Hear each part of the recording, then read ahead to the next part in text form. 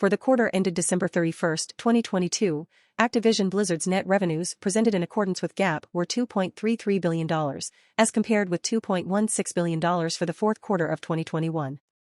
GAAP net revenues from digital channels were $1.97 billion. GAAP operating margin was 16%. GAAP earnings per diluted share was 51 cents, as compared with 72 cents for the fourth quarter of 2021.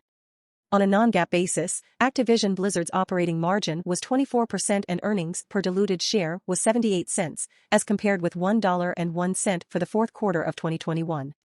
Activision Blizzard generated $2.22 billion in operating cash flow for the year ended December 31, 2022, as compared with $2.41 billion for 2021.